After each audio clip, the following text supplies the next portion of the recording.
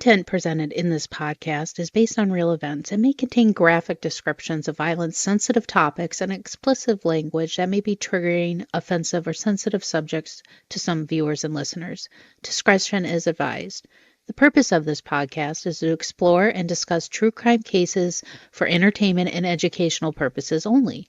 This podcast does not intend to glorify or sensationalize crime, but rather aims to analyze and understand the complexities of human behavior in the criminal justice system.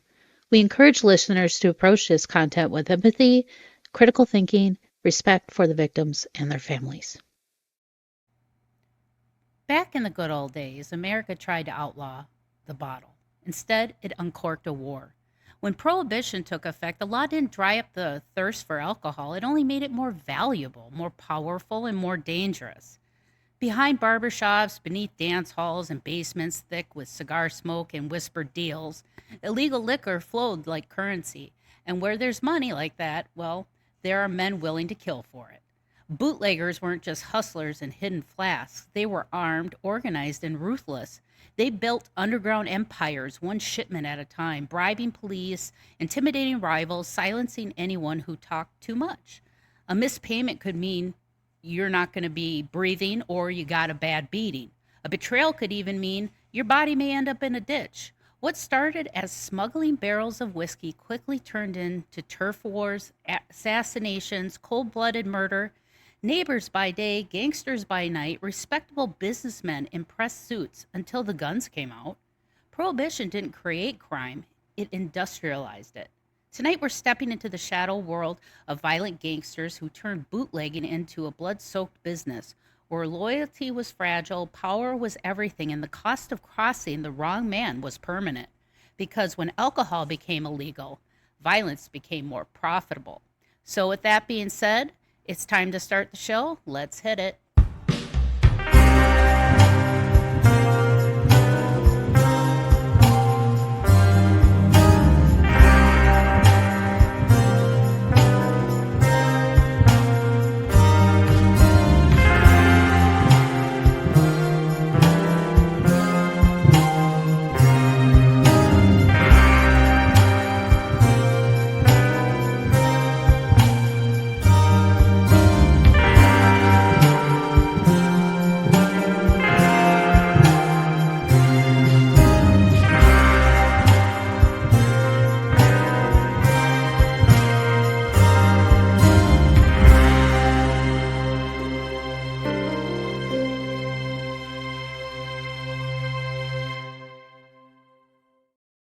Hi, welcome to another episode of Mysteries, Mayhem, and Merlot. I am your host, Winnie Schrader. Well, tonight I wanted to go over one of the eras of time that is one of my favorites. I have two eras that I love when it comes to crime, and that's the Wild West, which I love. I love the old, post-Civil War, the railroad, gunslinging, saloons. I love all that. But another period in time I really love, which happens to be kind of tied to the Palmer, is the Art Deco era, the early 20s, 30s, and 40s, just before World War II.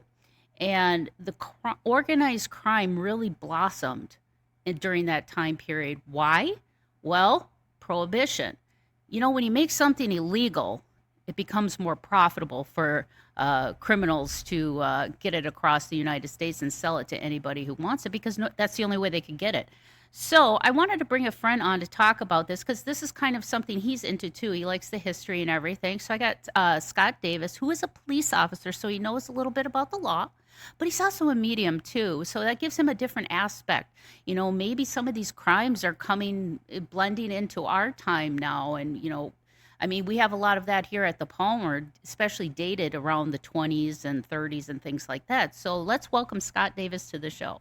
Welcome to the show, Scott. Hi, what's up? How are you? I'm good. So you and I we both love history. Yes. And, we were, when you mentioned stuff about this time period, I was really like, oh my gosh, we have to talk about it because it kind of ties in with the Palmer House too in the whole Midwest when it came to bootlegging. But it's kind of funny how bootlegging started well, what it started actually, not bootlegging itself, but what bootlegging created Yeah. was NASCAR. And I don't know if a lot of people know about that, but in the Carolinas, that's how Yeah. NASCAR got started because they were running moonshine, bootlegging Historically, it. yeah, they were like, we got to get this liquor to our cousins and our buddies out there in the boondocks, but we got to do it quick. Yeah, yeah. Well, Let's they get souped away up the from the law. cars. That's what they Yeah. did. They souped up the cars so they could outrun the police cars. And apparently they thought that should become a sport. So Listen, NASCAR it is. if it's enjoyable, we'll watch it, I guess, as Americans, right? And I'd be lying to you if I said I didn't sit down every once in a while and watch the cars go around the track a little bit. No. So Might be my redneck blood, though. Who knows? who knows? But, like where you're from, in the East Coast, there's a lot of history when it comes to the mob and organized crime all across the East Coast, from New York, Pennsylvania to Rhode Island. I mean, Rhode Island, people don't think that was kind of like a headquarters state for a lot of mob families Big because they time. didn't want to be in New York. So, Yes. That's something funny that you don't realize that when you start looking into this stuff, like even organized crime and the criminals would commute to work. They wouldn't do their business in their neighborhood. They'd go somewhere else. right, right. So they would, yeah, a lot of times, a lot of them were kind of headquartered in Rhode Island, and they would just send out their minions to New York and to Pittsburgh and Philadelphia and all those places on the East Coast.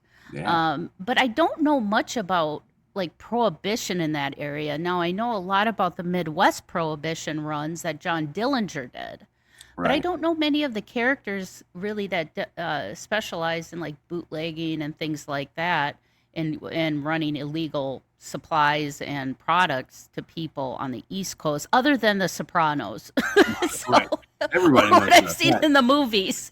That's about Tony So, Soprano. It's funny because that's exactly how I thought about gangsters growing up. Like it was just like the movie Gangsters, and it mhm. was never something that I really thought about being maybe right outside my window. Which is now that I'm 44 and doing a lot of research on the topic.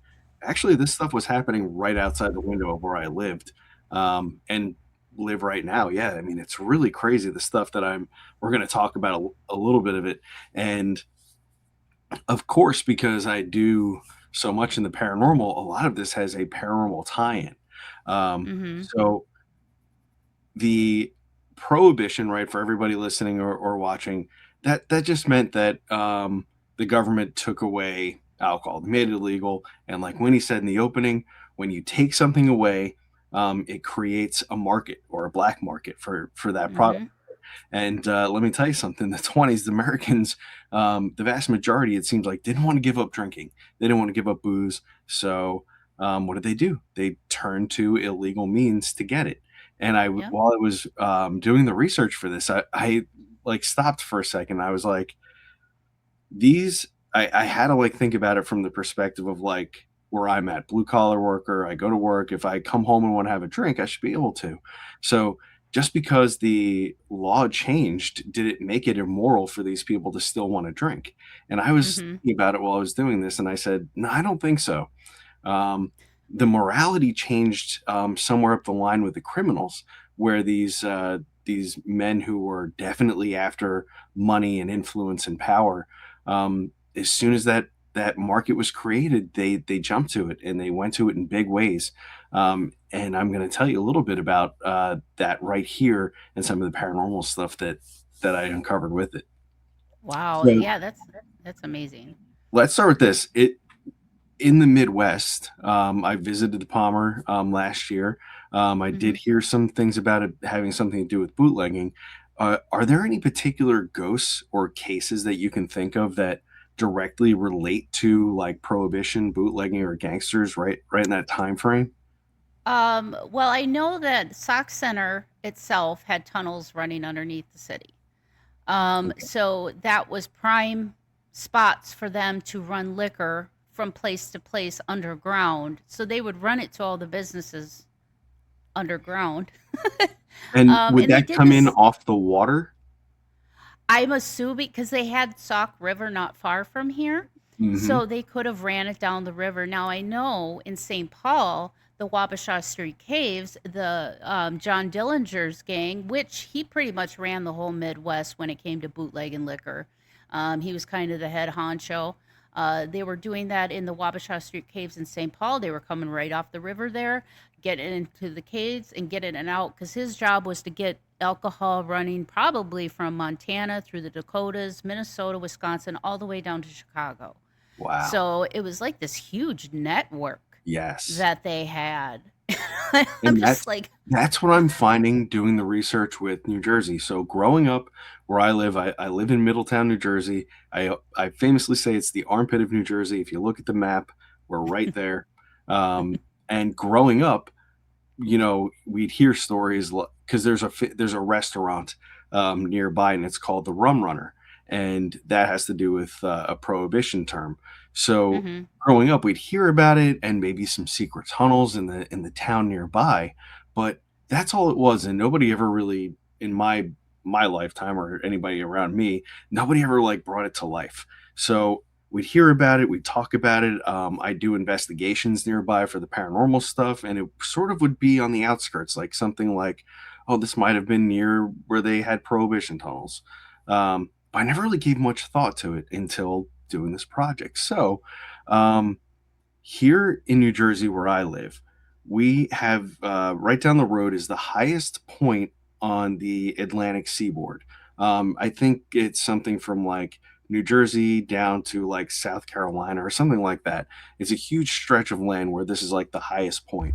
Um, hmm and this point of geography looks out over the bay that looks into New York City. So if you were to go up to the top of this hill and look out over the bay, you'd see Manhattan. And this was really important for the rum running. So once the prohibition hit, we had a gangster move into town named Al Lillian, and he bought a 30 room mansion about 2 miles from where I live right now.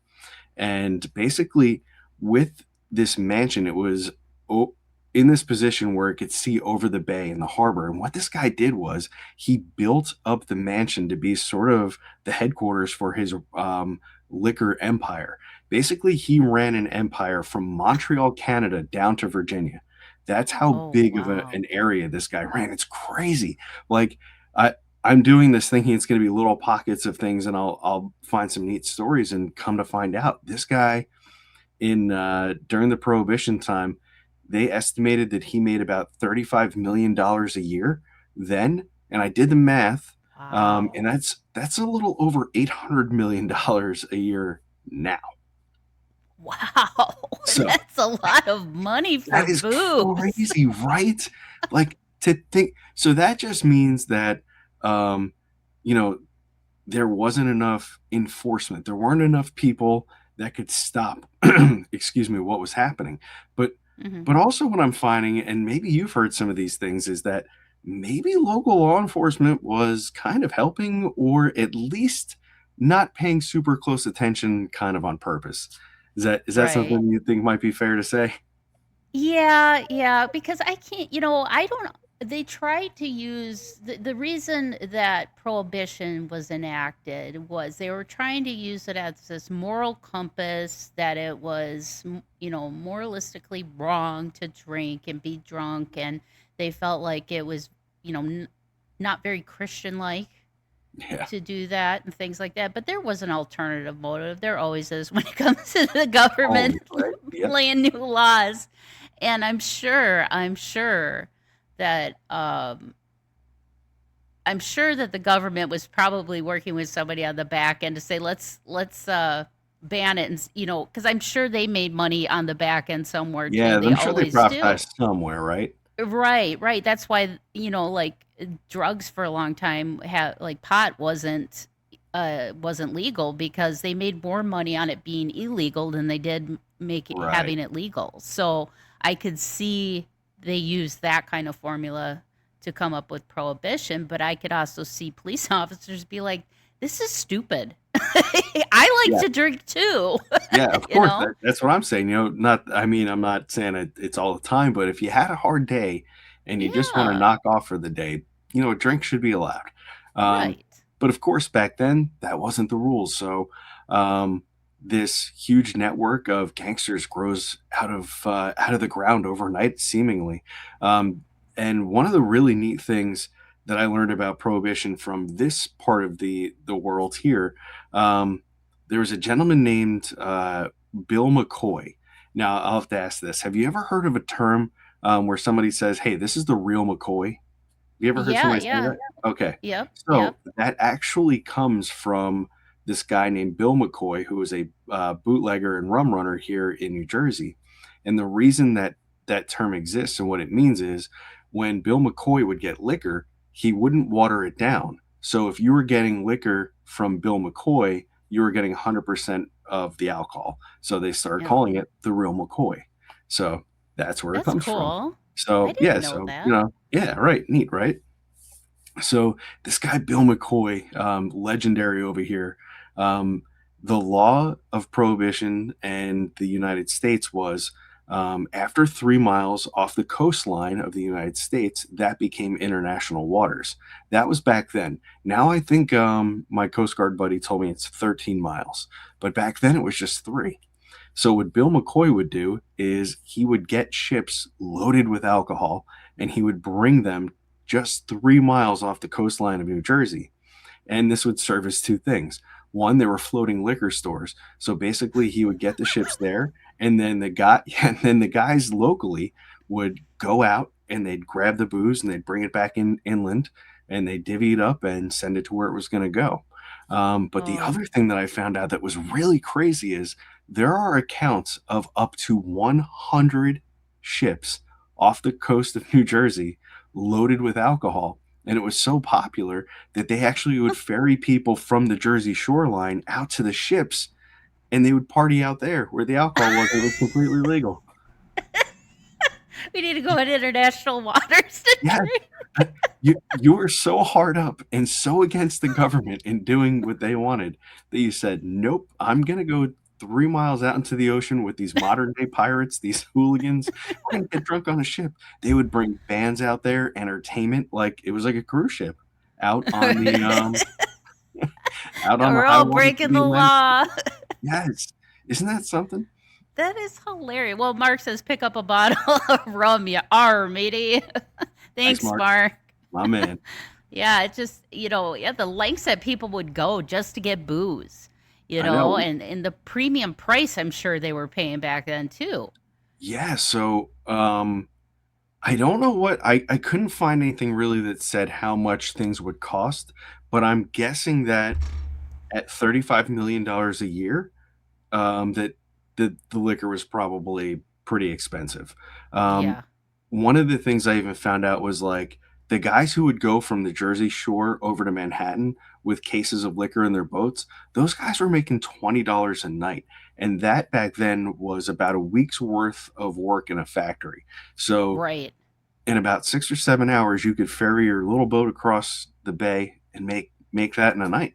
So my Wow. money's on. I know what I would have been doing. Right? You can work a week in this horrible fish factory and stink, Yep. or you can just take the liquor across the water. I'd be like, load it up, let's go. Yeah, let's go. Let's party. It's a party That's barge. Let's 1920 Scott. The modern day Scott is obviously I follow the law. Yeah, But yeah. back then, Hello, Darklings and my fellow mind travelers. This is Mark Allen Lanou, the Gemini Mind. Come take a journey with me through this place we call life by picking up a copy of my book, Reality Was Once the Tapestry of the Dreamer.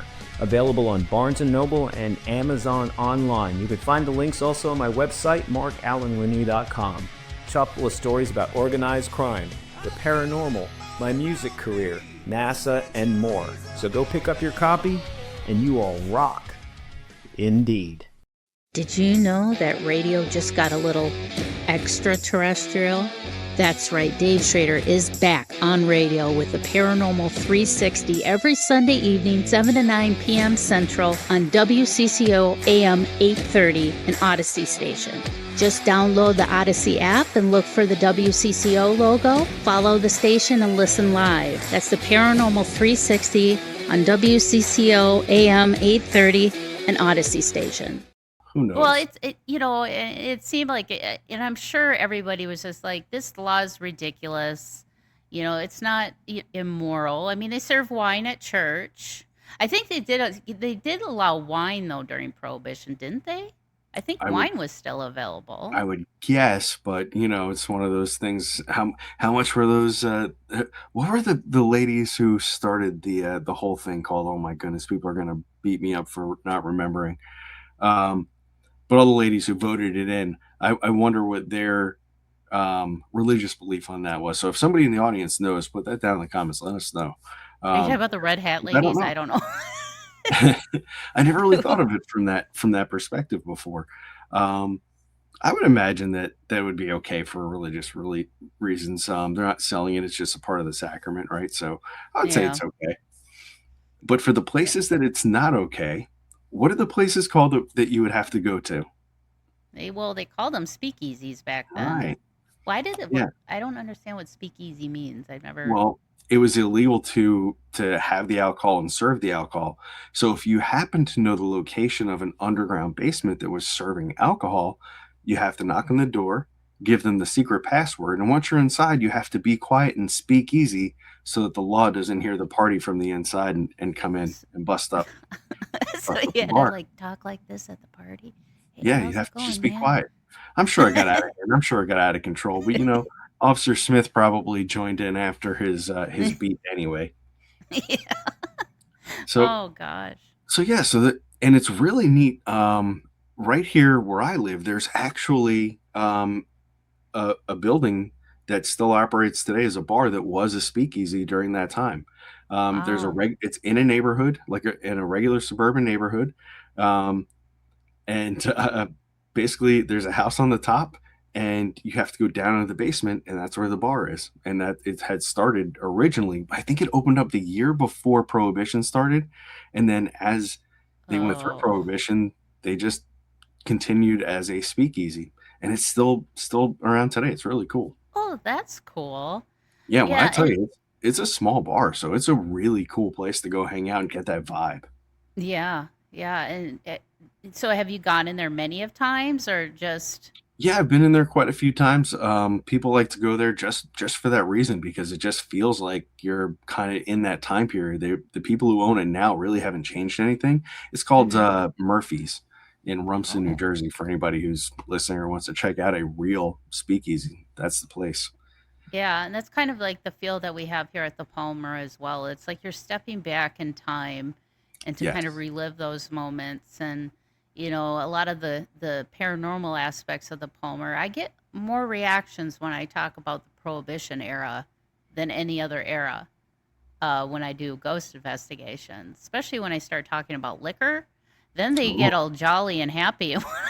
Yeah, of course. They're like, you "Ah, know. bring it on." That's the same thing when we're at the Shanley Hotel.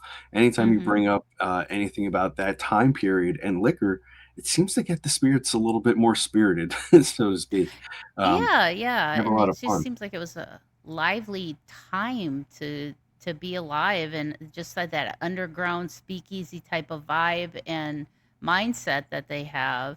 Now, with you doing any type of paranormal work with this, are you trying to correlate like what you're picking up on when you go to a location and kind of fact check it with, possible records or, text that has it written down or has records of things happening at that place?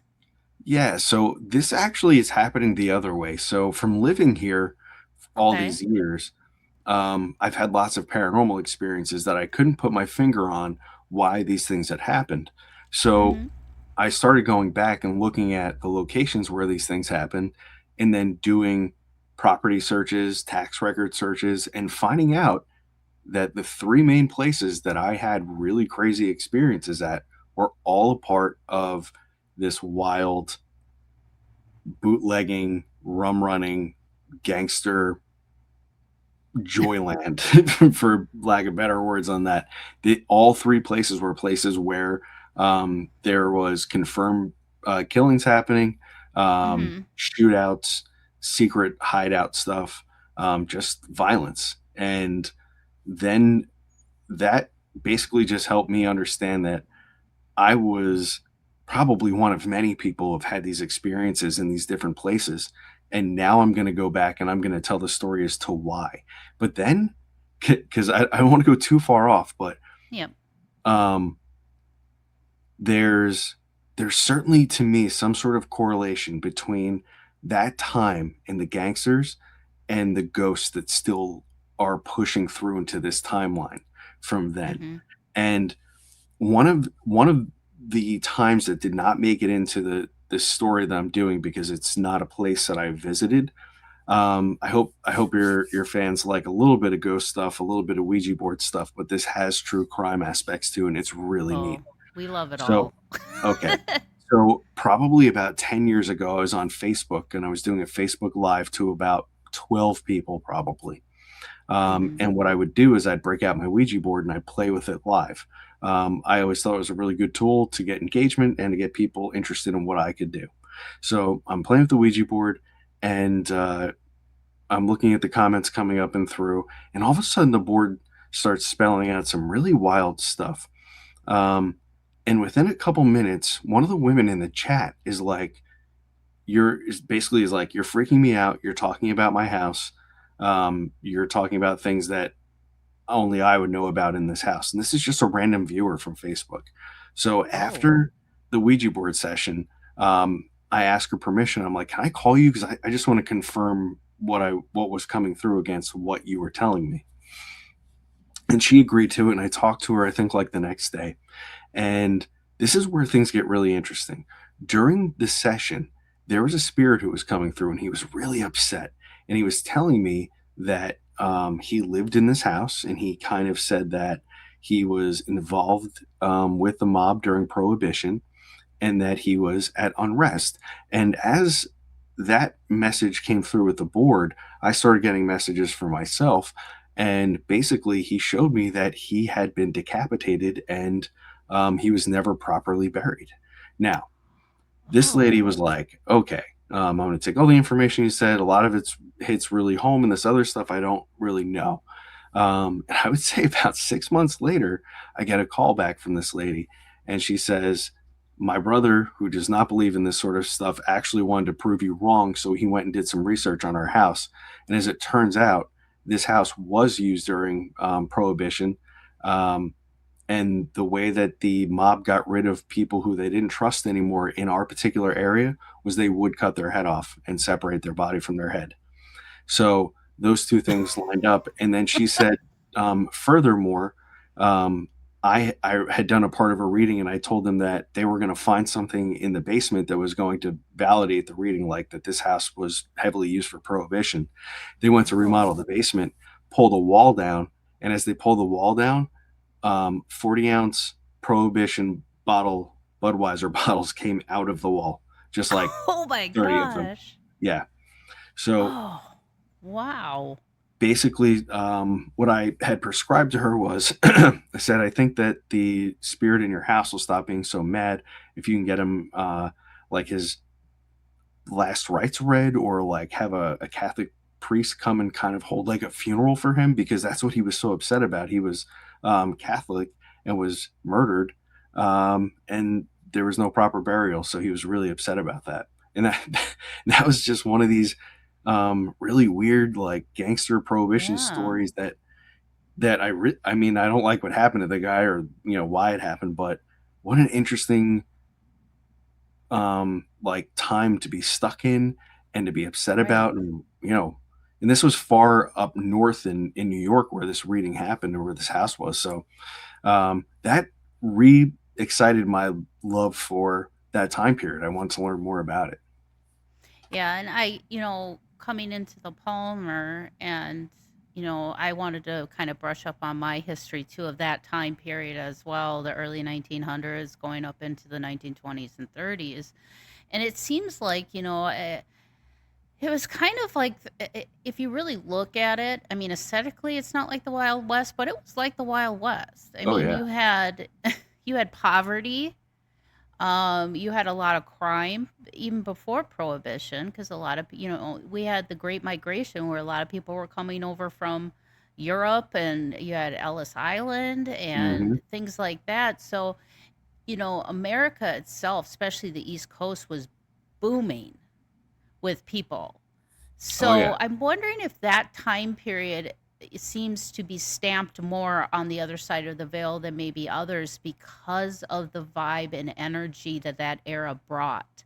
It brought, it brought a lot of passion for things, a lot of drive, a lot of motivation, but it also brought a lot of crime Yeah. and demoralizing lifestyles and things like that. So I'm wondering if it was just kind of a rich time energetically for America, and that's maybe why some of these hauntings or whatever you want to call it kind of stick around a little bit more or a little bit stronger than most. Because I know when I did a private ghost hunt in the basement here at the Palmer, we weren't getting anything until I brought up Prohibition. And then Oh, everything was going off like a Christmas tree, all the equipment and the dead bells and everything. And I found out that their favorite alcohol is beer in the basement. I was like, I was listing off all these liquors, and I started talking about, rum running and bootlegging, and they were very responsive with the equipment. So it's like they have a story that they want to tell, but nobody really looks at that time period as paranormal. It's more of older stuff, and it's like I would like to be interested to know what they thought of how things were back then, because it was a lot different than it is now.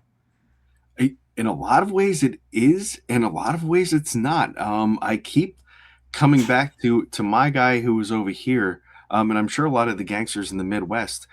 These guys had networks together that would be equivalent to drug cartels today. Like Yeah. they were sophisticated. The guy that I'm doing all this research on, and the videos will come out.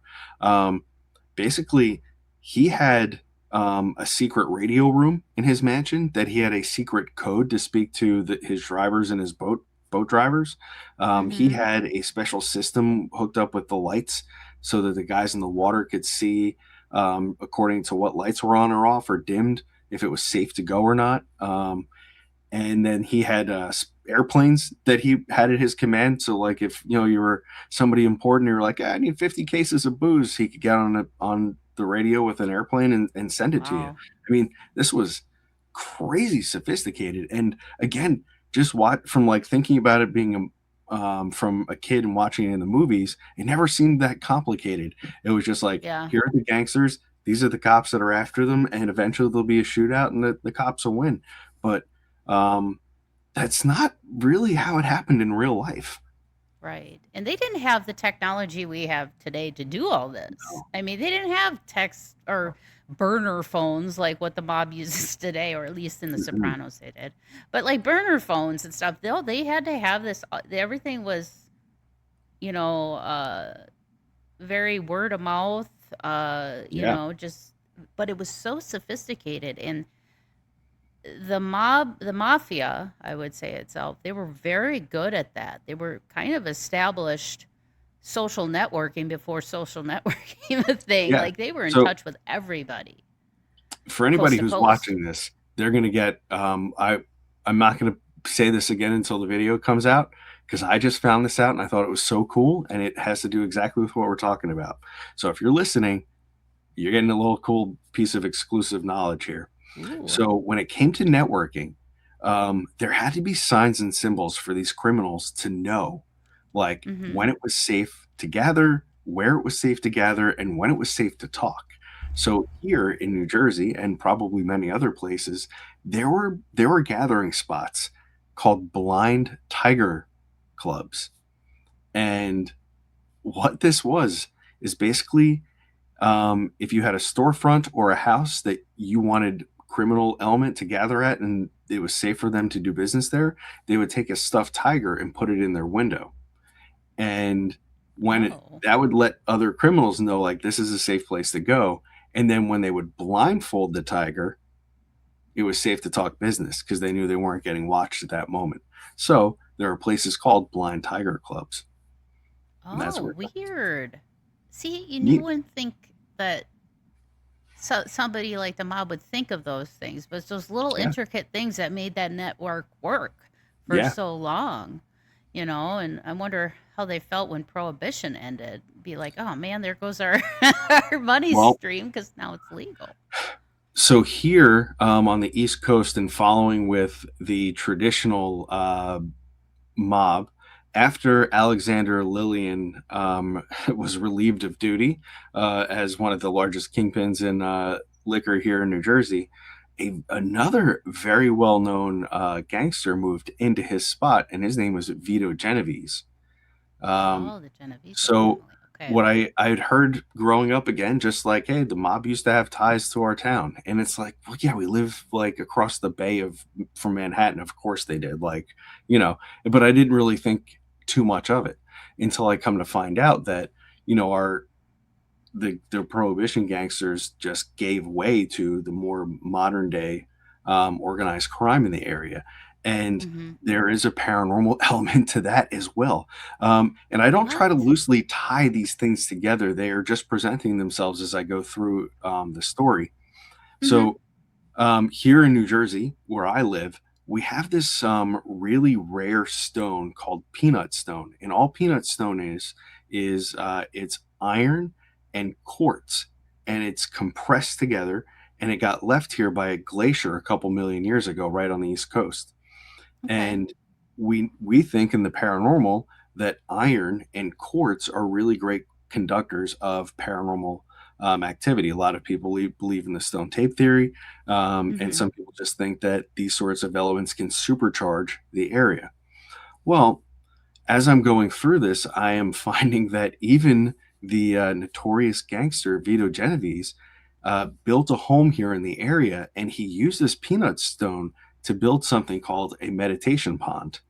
And the only thing that I could think that he might want to build a meditation bath or pond for it out of peanut stone would be because he understood that there was some sort of psychic property to it. And I think that that exact combination of stone and rock really adds to a lot of the crazy paranormal stuff that happened here where we That live, could very well and has be. captured a lot of that aggressiveness and anger and all that from the gangsters and the people who lived here that were just affected by the bad things that were happening around them, Oh, that's cool. Yeah, because like I know here in Minnesota we have a lot of limestone, Hmm. and the limestone in the Wabasha Street caves, and there's a lot of silica down there. Now there, they used to have the Ford plant there, right there on the river in St. Paul, and there is rumors, and it's folklore, but that Ford put a vehicle of every year that they built down there and I hid it in the I think I've tunnels. heard that rumor. I like that rumor. Yeah. But what they also did is they used the silica in the caves to make the glass for the cars. So with that Ooh, silica in there and things, and the street caves of St. Paul, they are very haunted. It's like it's absorbed so much paranormal energy throughout the years. So a lot of people have experiences when they go to the street caves in St. Paul. And interesting. there's also a restaurant there too, and everything's made out of limestone and silica and all that stuff. So I could see how that having that peanut stone could kind of hold on or amplify that energy. And then on top of that, if you have people from that time era with high energy to begin with, it's just Yeah, amplifying it even more. So that all makes that energy, sense. right? Just like imprinting down into it and just getting Mm-hmm. remembered by the land. Um, Yeah. and I've even been in homes on actual police calls in the vicinity of where the mansion used to be. And the gentleman that was calling 911 thought that there were people in his home robbing him because he would see black shadow figures moving what he thought were boxes. And when I tell you, this is within like an eighth of a mile of where this mansion existed, and we know that they had secret vaults full of liquor and contraband. It's crazy. Like this guy may have just been witnessing the shadow of that time happening right in front of him in his living room, and he didn't understand what was going on. Wow. Yeah, because I'm wondering too. It's like it almost seems like when it comes to these type of hauntings and stuff, it's like they're still hanging around. Are they still trying to watch over their stash? What are Are Yeah, they? so that seems to be like as I'm going through this and I'm finding that these spaces are being held by spirit or by at least something residual, it feels like there's still a struggle for power, and it's even Mm-hmm. affecting the living people, like myself. The first encounter that I had that I can now, I think, go back and say is a part of this bootlegging ring, was one of I was in a basement, and I was basically chased out. And I don't know a better way to put it. I was in a basement Yeah. doing work for an electrician, and all of a sudden I started to feel queasy and uneasy. I felt like somebody was kind of um, approaching on me and pushing me, and then all of a sudden in my mind I started seeing like what looked like a murder, and it was really graphic, and it was just happening like in my imagination space, basically. I got chased out of this basement. I was so scared. And this was when I was about 20 years old. So I didn't know my ability. I didn't know what I could Mm-hmm. do. At this time, I was just having a really crazy paranormal experience from what I could tell. And going back and doing this research, I found out that there was a deadly shootout within just a couple feet of that building, where somebody did die. And it was right at that time. It was directly related to bootlegging. Wow. Yeah. That's amazing. Can you feel it? The shift in the air, the longer days, the promise of something new. Spring isn't just a season, it's a reminder that growth is always possible, and maybe this is your time to bloom. At Love and Lotus Tarot with Wendy Schrader, she can help you clear the energy of the past and step confidently into what's next. Whether you're navigating love, questioning your path, or simply searching for clarity, the cards offer insight, direction, and empowerment. This is your season of renewal, your season of healing, your season of stepping into alignment. Let's uncover the answers waiting for you and plant the seeds for the life you truly deserve. So book your reading today with Love and Lotus Tarot, and let's welcome the new beginning together. Visit lovelotustarot.com. Again, that is lovelotustarot.com, and book your session today. Yeah. And it does make sense that it is paranormal because of how traumatic, when you have traumatic deaths, and when you talk about the mob taking people out, there was nothing pretty about it. It was very just some of the way Yep. they left some of those people shot up like that. It was Yeah. brutal. I mean, and like you said, the guys were getting decapitated, so that's very traumatic. And I guess if you can't find your head, I would come You're gonna back stick for it around too. until So somebody helps you, right? right, right, and it's yeah, I kind of get that feeling when, because with my abilities as well, when I talk about prohibition, it's almost like they kind of get defensive or just on guard with it. Yeah. Just like, hey, we ain't supposed to be talking about this. This is on a need to You know basis, and you don't need to know what's going on. You all know, right. they, it's like they still have that mob I moral, like we ain't talking to you type of thing. I'm all right. This is for you and your audience. So Oh. for anybody who doesn't know me at all, I don't bring the paranormal to my kids. They know that I do this stuff. They don't Hmm. understand what it is, really. They just know I talk about it, but I don't talk about it to them, if that makes sense. Yeah. Right? Like it's not something that's constantly in our house. We have a regular family life, and ghost stuff isn't at the forefront of it. Within 2 to 3 days of starting to research this, and the research wasn't getting done at home, I was out and about doing the research. My daughter tells me that and my daughter's 8, she tells me that she's starting to have a hard time sleeping in her room. And I said, well, why? What's going on? And she said, well, I kind of had a weird dream about a man that was in my room, but when I woke up, he was still there. And I said, oh, okay, well, tell me about him. And she Hmm. said, well, he was wearing kind of like old jeans and like a dark striped shirt, and he had on like a old man hat. And I was like, okay. So I said, just describe him as best you can. And then I took it and I put it into the ChatGPT image generator, and a picture showed up of a guy dressed like he was in the 1920s. And I said, is this kind of it? And she was like, that's pretty close, but it's not quite him. And I was like, anything else? She's like, yeah, he just wanted me to say, I love New York City, and his name is Joe. And I was like, holy cow. I was like, this is crazy. So within just a couple days of me researching this stuff, seemingly this spirit of somebody dressed from that time period is showing up in my house, and he has to mention New York City for some reason, which I thought was really strange, especially since a Yeah. lot of my focus has been about the bootlegging going back and forth across the bay from here to Manhattan. Yeah. Yeah. Oh, well, that's interesting. He's Yeah. just like, oh, it's almost like he's like, yeah, I see what you're doing there, Scott. He's Yep. And watching you. He's yes, gonna. and when I tell you it's literally within miles of my house, it's right here. I drive past these places every day of my life, and I had no Wow. idea that such crazy things happened here.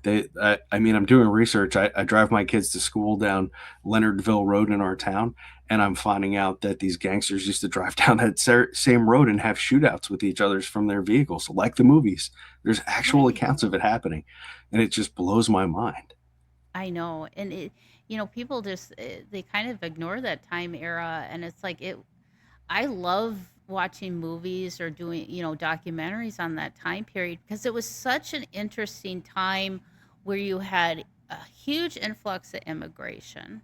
So you had that going on, and then you had like the new Italians, and then you had the old Italians that have been there for a while and they've established in New York, and they all had the Brooklyn accents and Yep. things like that. But just the way people lived, and then of course then you on top of that, we had the Great Depression Yeah. and poverty, so I can see how the mafia really blossomed during that time Yeah. period. They were opportunists, and they took advantage of what was going on around them and made an empire out of it. And honestly, I mean, that's how every other business has formed, if you think Yeah. about Right. it, but just legally. Yeah. Where there was a Target, vacuum. Yeah. yeah, Target didn't start off as these big box stores. It started at a little Nope. department store in Minnesota called Dayton's. That's right. Just And then they just went off from there, right? wow, that's amazing. Now, if you were to go to a specific place, if you had the opportunity to investigate a place when it comes to the mafia and mob, New Jersey, New York, Prohibition, any type, what is one mobster you would like to communicate with? Man, that's a Like, good question. I don't know if I would there be one? directly want to communicate with any of them, but um, man, probably like one of these East Coast mafia guys. I would just like to pick their brain about not really about what they were doing here because we know what they were up to here. I'd want Hmm. to ask them where they are now, like spiritually, and would they have made those same choices again, knowing, if they ended up somewhere good or bad, if they would make those same life choices again. Right, because I, you almost feel like when you watch all these, when you think of the mob and watch the movies, it's like you want to enter a club that the only way you can get out is in a pine box. It's too And scary for me. I know it's like that doesn't sound appealing at all, Mm-mm. you No know. thanks. But they make it so special to be in that club. They make it so special that and it's they have a great boardroom and a great CEO, whoever was running it, because they were successful, and they've been successful up until I would probably say after Gotti got caught, the mob stuff kind of fizzled out. I don't know. Now they're into mortgage scams or something. I Yeah, don't I know don't what know. they're I, doing. I'll tell you this: I don't know, and I don't want to find out. Whatever they're up to, Yeah. they can do it privately, away from me. I'm not going to go looking for them. That's above my pay grade. Yeah, but yeah, and I think this era too is very important, dealing with, what restrictions and laws can do to a society as well. I mean, it created Yeah, this whole criminal empire based off of just outlying liquor. yeah. And I mean, It's just crazy to think that taking away such an easy thing, like mhm, liquor, could turn a nation on its head like that and divide right. everybody, which is something we see a lot today, unfortunately. Exactly. And you had this moralistic high ground. You had the people that were for prohibition, and you had a lot of people that were against it. And I'm sure even people outside the mob could have died, gotten into fights with people over this, Oh yeah, or absolutely. people stealing liquor from other people that bought it. And, Well, that it's was just kind of, another thing that, yeah, I found out was happening here a lot. There was a very famous guy with the last name of Lecomte. He was a what they called a hijacket, which later turned into a hijacker, and he would wait for shipments of liquor to come through on trucks, and he would hijack the truck, murder the driver and anybody with him, and then take the liquor to sell himself. So yeah, that's just it was oh just a part of the my business, and it God. for that gentleman, it ended up in a fatal shootout in the middle of a street where six other people, bystanders, were injured, and Yeah. he met his end. Yeah, so there's Yeah, I'm trying to think. I think if you really want to get a good taste of this era, especially where you're at, I would watch Boardwalk Empire. Though yeah, I didn't watch the show because there was no humor in it. That's why I love The Sopranos so much, because they have a little humor.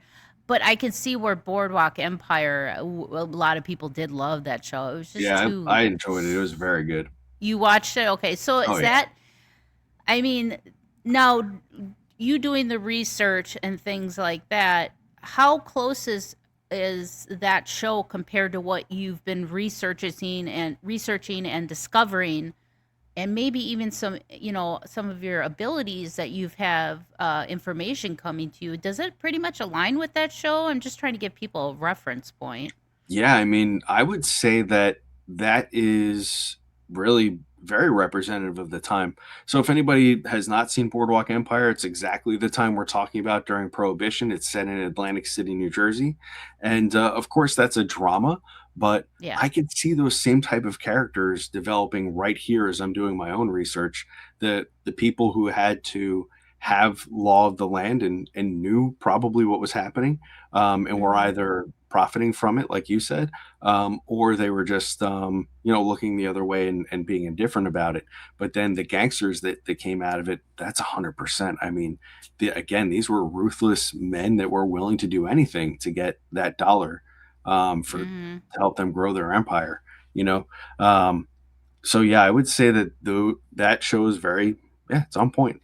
Looks like they did a good job. Looks like the time that everything's there.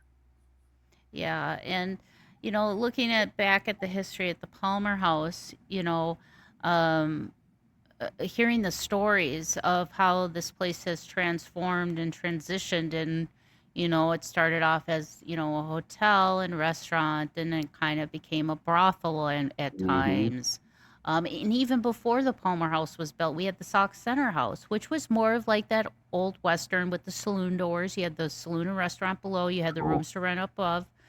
And then when that burned down, they built the Palmer House. And it was state of the art of its time, so it attracted a lot of businessmen and salesmen coming through, which brought money. And Yeah. where there's money, people are greedy, and that's why I think Sauk Center was very rich with Prohibition, because money was flowing here, Yeah.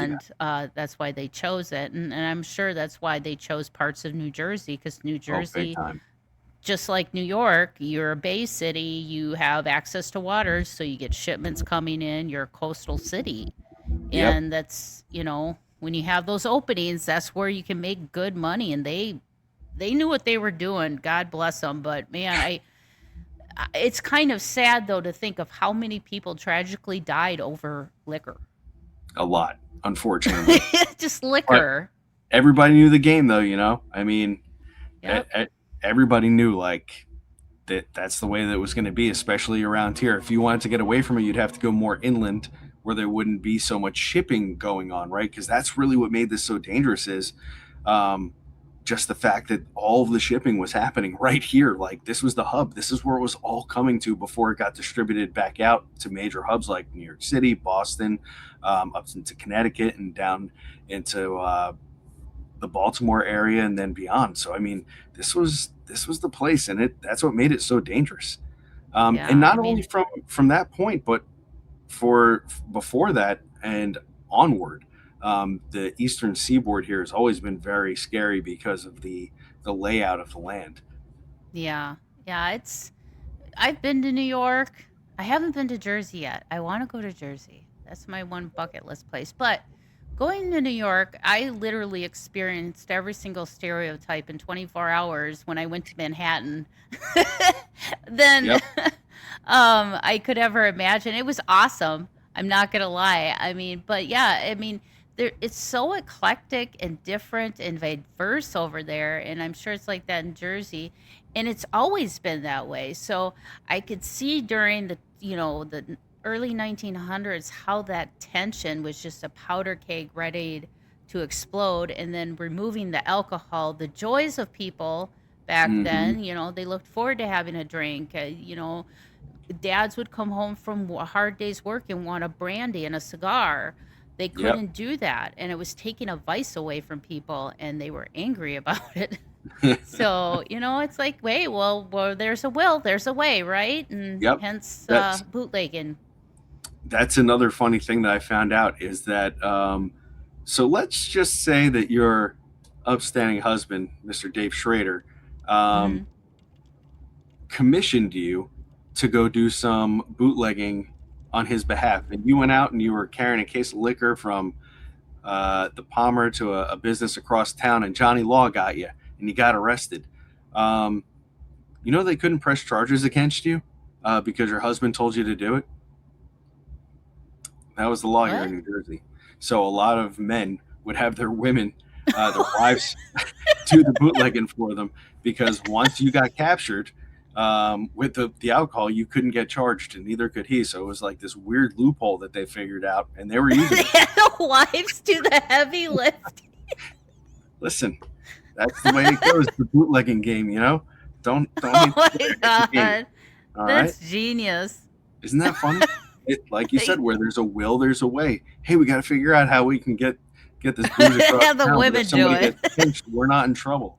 Oh, I know. Send Winnie. She can't get in trouble. Oh, you don't want to send me. The booze wouldn't be there. It'd be empty by the time they got back. I'd be Listen, drinking I'm it all. sure that every husband knew that there was a wife tax. Okay, that's the way it goes. Times change. People don't.